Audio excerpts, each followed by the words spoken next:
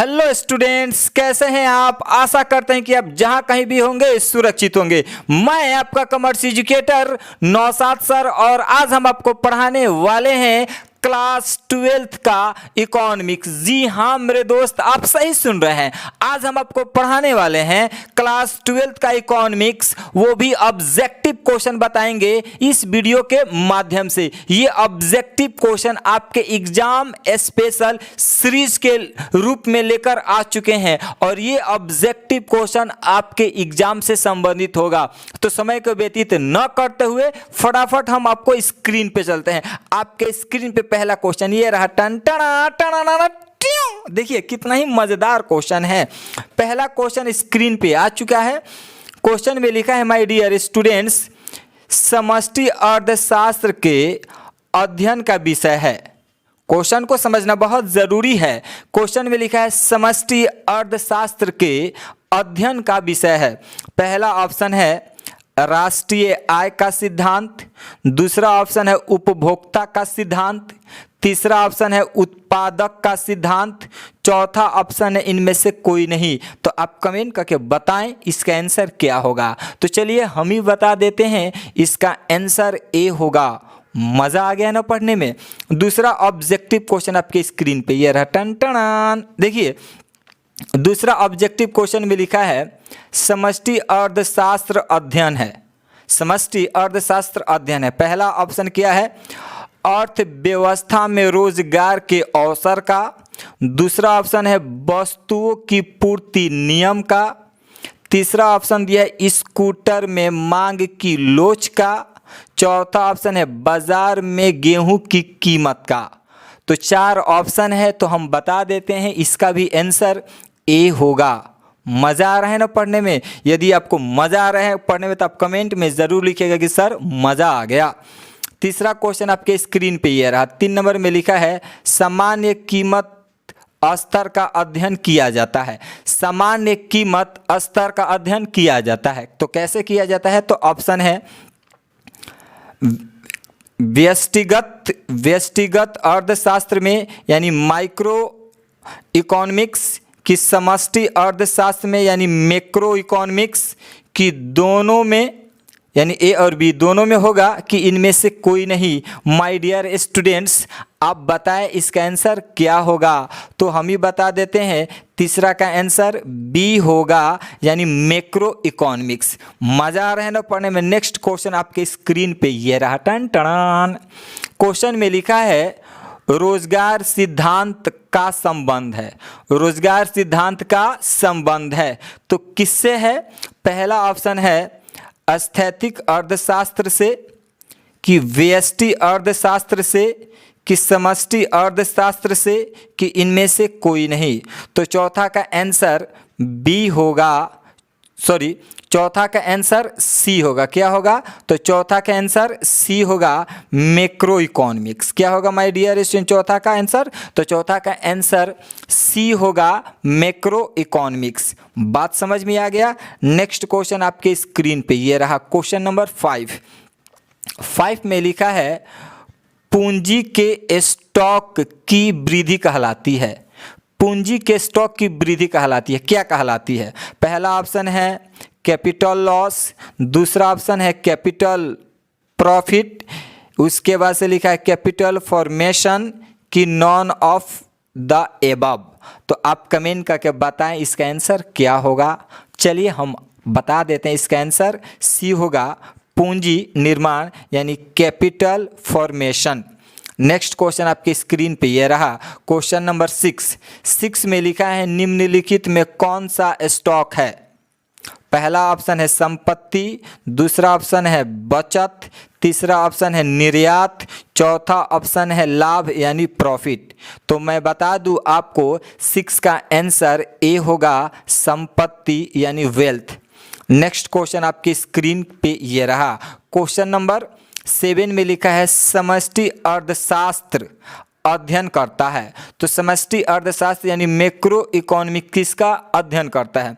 पहला ऑप्शन है पूर्ण रोजगार, दूसरा ऑप्शन है समग्र कीमत स्तर, तीसरा ऑप्शन है सकल राष्ट्रीय उत्पाद, चौथा ऑप्शन है उपयुक्त सभी, ऑल द एबव। तो मैं आपको बता दूं माय डियर स्टूडेंट, 7 का आंसर डी होगा, ऑल द एबव, यानी समष्टि अर्थशास्त्र यानी मैक्रो इकोनॉमिक्स में संपूर्ण का अध्ययन किया जाता है और माइक्रो इकोनॉमिक्स में इंडिविजुअल का स्टडी किया जाता है, अध्ययन किया जाता है। यदि आप वीडियो नहीं देखे हैं तो टोटल लिंक डिस्क्रिप्शन में दिया हुआ है, आप वहां से जाके वीडियो को वॉच कर सकते हो। नेक्स्ट क्वेश्चन आपके स्क्रीन पे ये रहा, टन टन। देखिए क्वेश्चन में लिखा हुआ है समष्टि अर्थशास्त्र के अंतर्गत निम्न में किसका अध्ययन किया जाता है? ऑप्शन है राष्ट्रीय आय, कि पूर्ण रोजगार, कि कुल उत्पादन, कि उपयुक्त सभी। तो मैं बता दूं एकदम आसान क्वेश्चन है, अभी आपको बताया है, तो इसका आंसर डी होगा, 8वां का आंसर डी होगा। बात समझ में आ रहा है ना? नेक्स्ट क्वेश्चन, क्वेश्चन नंबर 9 में लिखा हुआ है समष्टि अर्थशास्त्र में अध्ययन किया जाता है। तो किसका अध्ययन किया जाता है माय डियर स्टूडेंट्स? पहला ऑप्शन है व्यक्तिगत आर्थिक इकाइयों का, कि समग्र का, कि व्यक्तिगत इकाइयों तथा समग्र दोनों का, उसके बाद से लिखा है ज्वलंत समस्याओं का। तो आप कमेंट करके बताएं 9 का आंसर क्या होगा। तो हम आपको बता देते हैं माय डियर स्टूडेंट, 9 का आंसर सी होगा। बात समझ में आ गया? क्वेश्चन नंबर 10 आपके स्क्रीन पर आ चुका है। क्वेश्चन 10 में क्या लिखा है? तो क्वेश्चन 10 में लिखा है स्टॉक के अंतर्गत निम्नलिखित में कौन शामिल है? तो स्टॉक के अंतर्गत निम्नलिखित में कौन शामिल है? पहला ऑप्शन ये है मुद्रा का परिमाप, कि धन, कि ऑप्शन फिर दिया है गोदाम में रखे गेहूं की मात्रा, कि उपयुक्त सभी। तो हम आपको बता दें क्वेश्चन नंबर 10 का आंसर डी होगा। बात समझ में आ गया ना माय डियर स्टूडेंट? वीडियो बहुत लंबा जाने वाला है मेरे स्टूडेंट्स, तो आप जो है आपका बैटरी लो होना नहीं चाहिए। हम आपका बैटरी समय समय पर चार्ज करते रहेंगे। बात समझ में आ रहा है ना? लाख दलदल हो पाँव जमाए राखिए, लाख दलदल हो पाँव जमाए राखिए, हाथ खाली ही सही ऊपर उठाए राखिए। लाख दलदल हो पाँव जमाए राखिए, हाथ खाली ही सही ऊपर उठाए राखिए। कौन कहता है चलनी में पानी रुक नहीं सकता? बर्फ बनने तक हौसला बनाए राखिए। बात समझ में आ गया ना my dear students? Question number 11, I hope आपका बैटरी चार्ज हो गया होगा। क्वेश्चन नंबर 11, क्वेश्चन 11 में लिखा है प्रवाह के अंतर्गत निम्नलिखित में कौन शामिल है? ऑप्शन है उपभोग, कि निवेश यानी इन्वेस्टमेंट, कि आय, कि इनमें से सभी। तो प्रवाह के अंतर्गत निम्नलिखित में कौन शामिल है? तो मैं आपको बता दूं प्रवाह के अंतर्गत क्या शामिल है। तो 11 का आंसर ए होगा। क्या होगा माय डियर स्टूडेंट? 11 का आंसर ए होगा। बात समझ में आ गया? नेक्स्ट क्वेश्चन आपके स्क्रीन पे ये रहा, टन टनान। क्वेश्चन 12 में लिखा हुआ है व्यावसायिक बैंक। तो व्यावसायिक बैंक क्या है? पहला ऑप्शन दिया है नोट निर्गमन करते हैं, दूसरा ऑप्शन है ग्राहकों से जमा स्वीकार करते हैं, तीसरा ऑप्शन है ग्राहकों को ऋण देते हैं, चौथा ऑप्शन दिया है केवल बी और सी। तो आप कमेंट करके बताएं इसका आंसर क्या होगा। हम ही आपको बता देते हैं 12 का आंसर डी होगा। बात समझ में आ गया ना माय डियर स्टूडेंट्स? 12 के बाद से 13 आपके स्क्रीन पे ये रहा। क्वेश्चन में लिखा है प्राथमिकता क्षेत्र यानी क्वेश्चन में लिखा है प्राथमिकता क्षेत्र में सम्मिलित होता है। तो क्या सम्मिलित होता है? पहला ऑप्शन है कृषि, दूसरा ऑप्शन है खुदरा व्यापार, तीसरा ऑप्शन है लघु उद्योग, चौथा ऑप्शन है इनमें से सभी। तो आप माय डियर स्टूडेंट कमेंट करके बताइए इसका आंसर क्या होगा। बहुत ही बढ़िया, बहुत बढ़िया। चलिए आप लोग इसी तरह पढ़ते रहिए। 13 का आंसर डी होगा। क्या होगा? 13 का आंसर डी, इनमें से सभी। क्वेश्चन नंबर 14 आपके स्क्रीन पर आ चुका है। क्वेश्चन 14 में लिखा हुआ है, माय डियर स्टूडेंट, एक चतुर्थ क्षेत्रीय या खुली अर्थव्यवस्था में संतुलन की शर्त है। एक चतुर्थ क्षेत्रीय या खुली अर्थव्यवस्था में संतुलन की शर्त है। क्या शर्त है? तो ऑप्शन दिया हुआ है, पहला ऑप्शन दिया हुआ है बचत प्लस कर प्लस आयात बराबर निवेश, सरकारी व्यय, निर्यात। देखिए बहुत बड़ा होने वाला है, पढ़ेंगे तो समय बहुत ज़्यादा लगेगा। मैं आपको बता दूं 14 का आंसर डायरेक्ट डी होगा, इनमें से सभी। क्या होगा माय डियर स्टूडेंट? तो 14 का आंसर डी होगा, इनमें से सभी। नेक्स्ट क्वेश्चन की तरफ चलते हैं। आपकी स्क्रीन पे ये रहा क्वेश्चन नंबर 15 में लिखा है, तृतीय क्षेत्र के अंतर्गत निम्न में से कौन सी सेवाएं सम्मिलित है? पहला ऑप्शन है खनन, दूसरा ऑप्शन है निर्माण, तीसरा ऑप्शन है संचार, चौथा ऑप्शन है पशुपालन। तो 15 का आंसर क्या होगा? चलिए मैं ही बता देता हूं, 15 का आंसर सी होगा। बात समझ में आ रहा है ना? यदि पढ़ने में मज़ा आ रहा है तो आप कमेंट बॉक्स में ज़रूर लिखिएगा कि सर मज़ा भी आ रहा है और बैटरी फुल चार्ज हो जा रहा है। नेक्स्ट क्वेश्चन आपके स्क्रीन पे ये रहा। क्वेश्चन नंबर 6 में लिखा है, निम्नलिखित में कौन सा प्रवाह नहीं है? ऑप्शन है पूंजी यानी कैपिटल, की आय यानी इनकम, की निवेश यानी इन्वेस्टमेंट, की मूल्य ह्रास यानी डेप्रिसिएशन। तो 16 का आंसर माय डियर स्टूडेंट ए होगा। 16 का आंसर क्या होगा? तो 16 का आंसर ए होगा, यानी पूंजी यानी कैपिटल। नेक्स्ट क्वेश्चन आपके स्क्रीन पे आ चुका है। क्वेश्चन नंबर 17 में लिखा है, द्वितीयक क्षेत्र में कौन सी सेवाएं सम्मिलित है? द्वितीय क्षेत्र में कौन सी सेवाएं सम्मिलित है? पहला ऑप्शन ये है बीमा यानी इंश्योरेंस, दूसरा ऑप्शन है बैंकिंग, तीसरा ऑप्शन है व्यापार, चौथा ऑप्शन है कहीं विनियोग का इंग्लिश यहाँ पे मैन्युफैक्चरिंग लिखा है, कहीं कहीं इन्वेस्टमेंट भी लिखता है। तो 17 का आंसर क्या होगा? तो 17 का आंसर डी होगा, विनियोग। कहीं इन्वेस्टमेंट भी लिखता है, कहीं मैन्युफैक्चरिंग भी लिखता है। नेक्स्ट क्वेश्चन आपकी स्क्रीन पे ये रहा।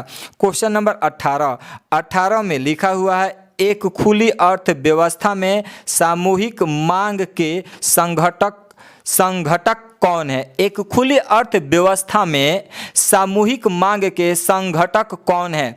ऑप्शन दिया है उपभोग, दूसरा ऑप्शन है निवेश यानी इन्वेस्टमेंट, तीसरा ऑप्शन है उपभोग प्लस सरकारी व्यय, चौथा ऑप्शन है उपभोग प्लस निवेश प्लस सरकारी व्यय प्लस शुद्ध निर्यात। तो 18 का आंसर क्या होगा माय डियर स्टूडेंट्स? आप कमेंट करके बताओ। बहुत ही बढ़िया, बहुत बढ़िया, आप लोग तारीफ़े काबिल हो। 18 का आंसर डी होगा। मज़ा आ गया आपको पढ़ाने में। क्वेश्चन नंबर 19 में लिखा हुआ है, एक अर्थव्यवस्था में कौन सा क्षेत्र सम्मिलित रहता है? एक अर्थव्यवस्था में कौन सा क्षेत्र सम्मिलित रहता है? पहला ऑप्शन है प्राथमिक, दूसरा ऑप्शन है द्वितीयक, तीसरा ऑप्शन है तृतीयक, चौथा ऑप्शन ये सभी। तो आपको तो ये मालूम है कि क्वेश्चन नंबर 19 जो है लॉलीपॉप क्वेश्चन है, तो इसका आंसर क्या होगा? डी। एकदम लॉलीपॉप क्वेश्चन है। बात समझ में आ रहा है ना?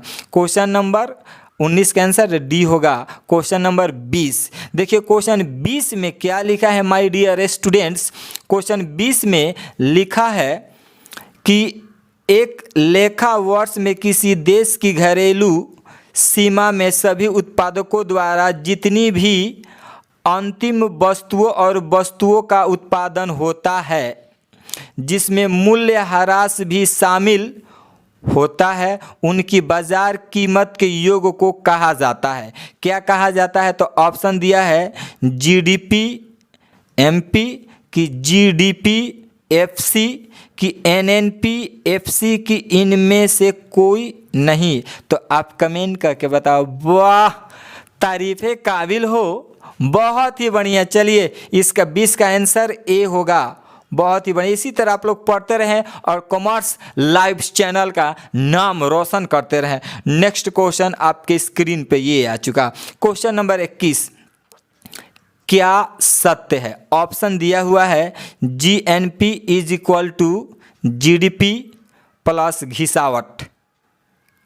बात समझ में आ रहा है? नेक्स्ट दिया है NNP is equal to GNP plus घिसावट, कि NNP is equal to GNP minus घिसावट, कि GNP is equal to NNP minus घिसावट। आप कमेंट करके बताएं इसका आंसर क्या होगा। तो माय डियर स्टूडेंट्स, हम ही आपको बता देते हैं 21 का आंसर सी होगा। बात समझ में आ गया ना? क्वेश्चन नंबर 22 आपकी स्क्रीन पे ये रहा। क्वेश्चन 22 में लिखा हुआ है my dear students, GNP MP is equal to what, यानी क्या होगा? तो ऑप्शन दिया है, पहला ऑप्शन दिया है जीडीपी एमपी माइनस घिसावट, जीडीपी एमपी माइनस डेप्रिसिएशन, कि जीडीपी एमपी प्लस विदेशों से शुद्ध साधन आय, उसके बाद से शुद्ध साधन आय, उसके बाद से लिखा हुआ है जीएनपी प्लस अनुदान, कि इनमें से कोई नहीं। आप कमेंट करके बताओ कि क्वेश्चन 22 का आंसर क्या होगा। बहुत ही बढ़िया। चलिए क्वेश्चन 22 का आंसर बी होगा। नेक्स्ट हम आते हैं आपके स्क्रीन पर क्वेश्चन नंबर 23। देखिए क्वेश्चन 23 में लिखा हुआ है एनएनपी एमपी बराबर क्या है? तो क्वेश्चन नंबर 23 का आंसर क्या होगा my dear students? Question number ये 22 था, तो 22 का आंसर हम आपको क्या बताएं? बी बताएं। सही है। क्वेश्चन 23 का आंसर दिया हुआ है। क्वेश्चन 23 में है एनएनपी यानी एमपी बराबर क्या है? तो ऑप्शन दिया है जीएनपी एमपी माइनस घिसावट। तो आपका हाँ ठीक है, माइनस डेप्रिसिएशन। आपका 23 का आंसर ए होगा। क्या होगा? ए। बात समझ में आ गया ना? क्वेश्चन नंबर 24 में लिखा है घिसावट व्यय किस में सम्मिलित रहता है? घिसावट व्यय किस में सम्मिलित होता है? जीएनपी कि एमपी में, कि एनएनपी एमपी में, कि एनएनपी एफसी में, कि किसी में नहीं। ऑप्शन दिया हुआ है तो आप कमेंट करके बताएं। ये तो एकदम आसान क्वेश्चन है। Question number 24। बहुत ही बढ़िया, बहुत ही बढ़िया। चलिए 24 का आंसर ए होगा। क्या होगा? ए। आइए क्वेश्चन नंबर 25 का दिया हुआ है कि NDP FC is equal to what, क्या? तो इसका आंसर क्या होगा? क्वेश्चन में लिखा है, क्वेश्चन नंबर 25 में लिखा है कि NDP is equal to FC. Option दिया हुआ है, यानी ऑप्शन दिया हुआ है NDP MP minus indirect tax, कि GNP MP minus indirect tax subsidy. तो आपका आंसर हाँ सब्सिडी लिखा है, तो 25 का आंसर बी होगा। क्या हो जाएगा? यही आपका आंसर हो जाएगा। 25 का आंसर बी होगा माय डियर स्टूडेंट्स। आते हैं क्वेश्चन नंबर 26। देखिए 26 में क्या लिखा हुआ है? 26 में लिखा है साधन लागत पर शुद्ध राष्ट्रीय उत्पाद को कहा जाता है। क्वेश्चन को समझना बहुत ज़रूरी है। क्वेश्चन में लिखा है साधन लागत पर शुद्ध राष्ट्रीय उत्पाद को कहा जाता है। क्या कहा जाता है? पहला ऑप्शन दिया है राष्ट्रीय आय, दूसरा ऑप्शन दिया है सकल निवेश, तीसरा ऑप्शन दिया है घरेलू आय, चौथा ऑप्शन दिया इनमें से कोई नहीं। तो बहुत ही बढ़िया। अभी अब क्वेश्चन पढ़ रहे थे तो धड़ाधड़ आंसर आना शुरू हो गया। 26 का आंसर ए होगा। बहुत ही बढ़िया। 26 के वजह से क्वेश्चन नंबर 27 आ चुका आपके स्क्रीन पे, ये रहा। क्वेश्चन 27 में लिखा है राष्ट्रीय आय में निम्नलिखित में किसे शामिल किया जाता है? राष्ट्रीय आय में निम्नलिखित में किसे शामिल किया जाता है? तो माय डियर स्टूडेंट, मैं आपको बता दूं इसका आंसर डी होगा। इन सभी को शामिल किया जाता है, यानी रेंट को, वेजेस को, सैलरी को, इंटरेस्ट को, प्रॉफिट को, इन सभी को शामिल किया जाता है। तो 27 का आंसर डी हो जाएगा। क्वेश्चन 28 आपके स्क्रीन पे ये रहा। क्वेश्चन 28 देखिए बहुत मज़ेदार क्वेश्चन है। 28 में लिखा है अस्थाई पूंजी के उपभोग को क्या कहते हैं? तो अस्थाई पूंजी के उपभोग को क्या कहते हैं? ऑप्शन ये है, पहला ऑप्शन है पूंजी निर्माण, दूसरा ऑप्शन है मूल्य ह्रास, तीसरा ऑप्शन है निवेश, चौथा ऑप्शन है इनमें से सभी। तो माय डियर स्टूडेंट आप बताएं 28 का आंसर क्या होगा? तो अस्थायी पूंजी के उपभोग को क्या कहते हैं? तो अस्थायी पूंजी के उपभोग को मूल्य ह्रास यानी डेप्रिसिएशन कहते हैं।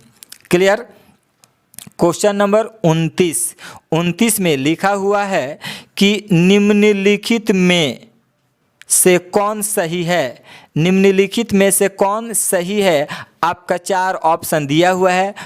पहला ऑप्शन लिखा हुआ है, पहला ऑप्शन लिखा है प्रयोज्य आय इज इक्वल टू व्यक्तिगत आय माइनस प्रत्यक्ष कर, कि प्रयोज्य आय इज इक्वल टू यानी बराबर निजी आय माइनस प्रत्यक्ष कर, कि प्रयोज्य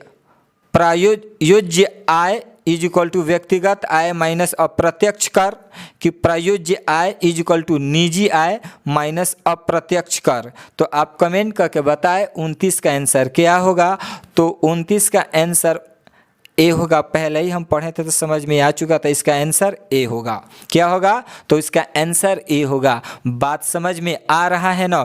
क्वेश्चन नंबर 29, क्वेश्चन 30 में देखिए लिखा हुआ है जनता का बैंक कौन सा है? जनता का बैंक कौन सा है माय डियर स्टूडेंट?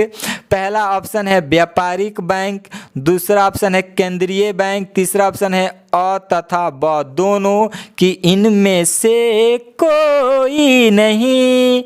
30 का आंसर, वाह ये तो लॉलीपॉप सवाल था, एकदम झुनझुना। ए होगा। क्या होगा? व्यापारिक बैंक। मज़ा आ गया है ना पढ़ने में माय डियर स्टूडेंट? आप लोगों को मज़ा तो ज़रूर आ रहा होगा पढ़ने में। क्वेश्चन नंबर 32 आपके स्क्रीन पे ये रहा, टन टन। देखिए क्वेश्चन 32 में क्या लिखा है?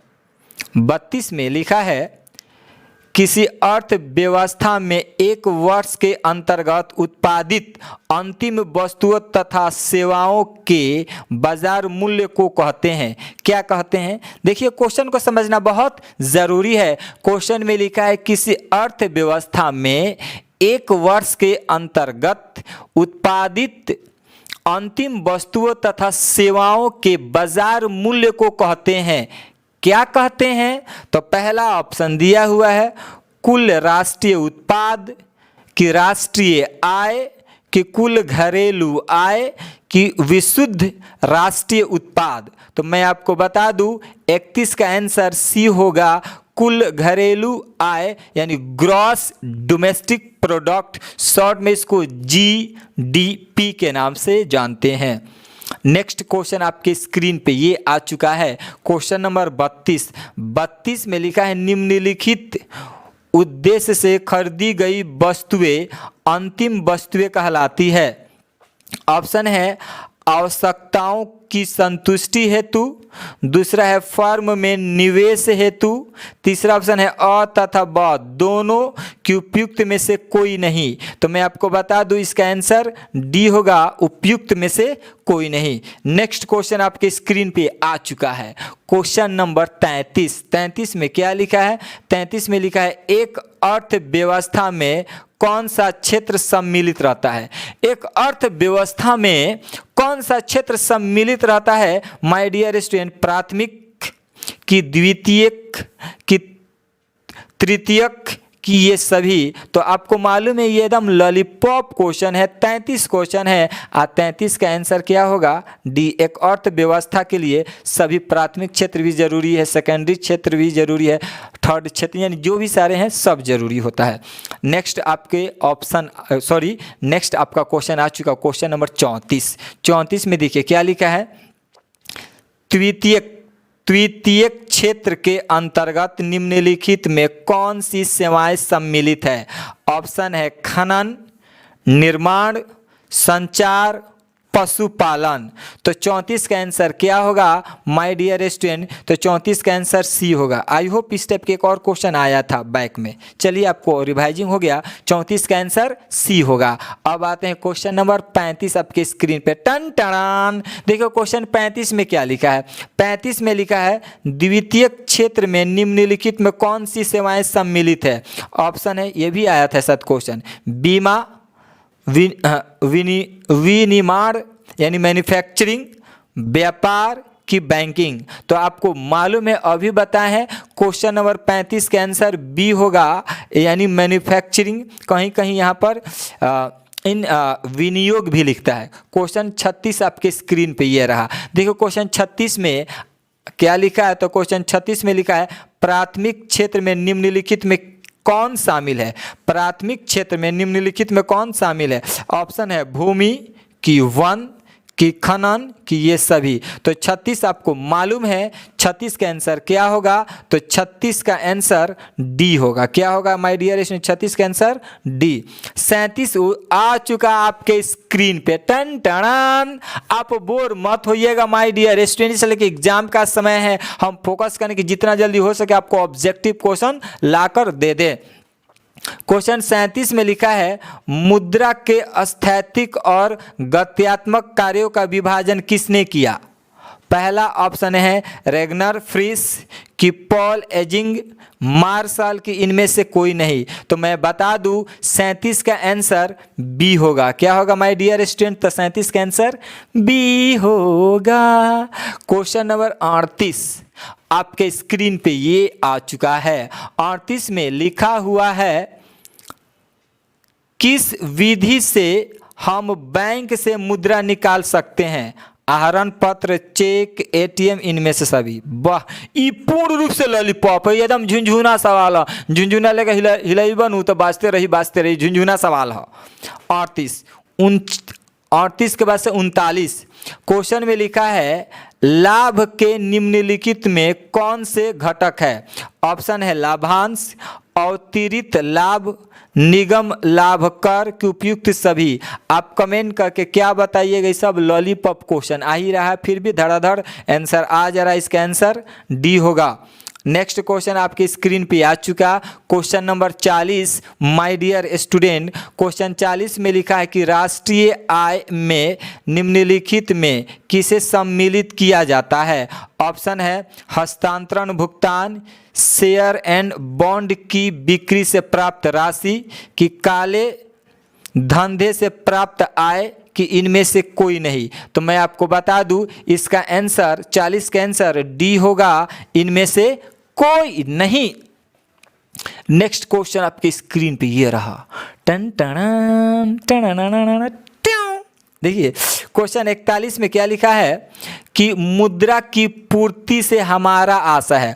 ऑप्शन है बैंक में जमा राशि, कि जनता के पास उपलब्ध रुपए, डाकघर में जमा बचत खाते की राशि, कि इनमें से सभी। तो 41 का आंसर भी डी होगा। नेक्स्ट 42 आपके स्क्रीन पे आ चुका है। क्वेश्चन 42 में लिखा है सकल राष्ट्रीय उत्पाद की गणना में निम्नलिखित में किसे सम्मिलित नहीं किया जाता है? क्वेश्चन को समझना बहुत ज़रूरी है मेरे प्यारे स्टूडेंट्स। क्वेश्चन में लिखा है सकल राष्ट्रीय उत्पाद की गणना में निम्नलिखित में किसे सम्मिलित नहीं किया जाता है? तो ऑप्शन ये है कि पुरानी वस्तुओं का क्रय विक्रय, दूसरा ऑप्शन है मध्यवर्ती वस्तुएं, और ब दोनों की, इनमें से कोई नहीं। तो 42 का आंसर सी होगा, ए और बी दोनों। नेक्स्ट क्वेश्चन आपके स्क्रीन पे आ चुका है। क्वेश्चन नंबर 43 में लिखा है मुद्रा वह वस्तु है। तो मुद्रा कौन सी वस्तु है? ऑप्शन दिया हुआ है जो मूल्य का मापक हो, दूसरा जो सामान्यतः विनिमय के लिए स्वीकार किया जाए, नेक्स्ट दिया है तीसरा ऑप्शन जिसके रूप में धन संपत्ति का संग्रह किया जाए, कि इनमें से सभी। तो आपको मालूम है इसका आंसर डी हो जाएगा, इनमें से सभी। सब लॉलीपॉप सवाल है।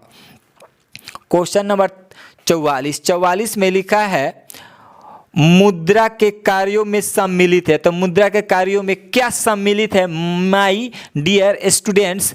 ऑप्शन ये है मूल्य निर्धारण करना, कि मूल्य संचित करना, कि विनिमय का माध्यम प्रस्तुत करना, कि इनमें से सभी। आप बता दो इसका आंसर क्या होगा? तो हम ही बता देते हैं 44 का आंसर डी होगा। क्या होगा? 44 का आंसर डी होगा। नेक्स्ट क्वेश्चन आपके स्क्रीन पे ये रहा, टन टन क्वेश्चन नंबर 45 आ चुका आपके स्क्रीन पे। 45 में क्या लिखा है? मुद्रा विकास क्रम का सही अनुक्रम कौन सा है? क्वेश्चन में क्या लिखा है, क्वेश्चन को समझ लेना बहुत जरूरी है। मुद्रा विकास क्रम का सही अनुक्रम कौन सा है? ऑप्शन ये है, पहला लिखा है वस्तु, मुद्रा, पत्र, मुद्रा, धातु, मुद्रा। फिर लिखा है वस्तु, मुद्रा, धातु, मुद्रा, पत्र, मुद्रा, शाख, मुद्रा। फिर लिखा है शाख, मुद्रा, धातु, मुद्रा, पात्र, मुद्रा। सांसुए भूल जाता हो हमार पढ़ते पढ़ते। फिर लिखा था इनमें से कोई नहीं। तो आप बताओ कमेंट करके। चलिए, बहुत ही बढ़िया, बहुत बढ़िया। इसका आंसर बी होगा। क्वेश्चन 46 आ चुका आपके स्क्रीन पे। क्वेश्चन 46 में लिखा है कि निम्नलिखित में किसके अनुसार मुद्रा वह है जो मुद्रा का कार्य करे? मुद्रा वह है जो मुद्रा का कार्य करे। ऑप्शन पहला ऑप्शन दिया है हार्टले विदर्स, हार्ट्रे, की प्रोथाम्स, की किन्स। ये अंग्रेज का नाम है इसलिए थोड़ा गड़बड़ हो जा रहा है। तो आप बताएं इसका आंसर क्या होगा? 46 का माय डियर स्टूडेंट 46 का आंसर ए होगा। क्या होगा? तो 46 का आंसर ए होगा। नेक्स्ट क्वेश्चन, क्वेश्चन नंबर 47 आपके स्क्रीन पे आ चुका है। 47 में लिखा है मुद्रा के प्राथमिक कार्य के अंतर्गत निम्नलिखित में किसे शामिल किया जाता है? मुद्रा के प्राथमिक कार्य के अंतर्गत निम्नलिखित में किसे शामिल किया जाता है? ऑप्शन है विनिमय का माध्यम, कि मूल्य का मापक, कि और वह दोनों, कि मूल्य का संचय। तो हम बता दें इसका आंसर सी होगा। क्या होगा? सी। होप आशा करते हैं कि ये वीडियो आपको अच्छा लगा। यदि वीडियो अच्छा लगता है तो वीडियो को लाइक करें, शेयर करें और कमेंट करना बिल्कुल ना भूलें। आपका जो भी सवाल है, आपका काम है सवाल करना और मेरा काम है आपके सवालों का जवाब देना। That's all.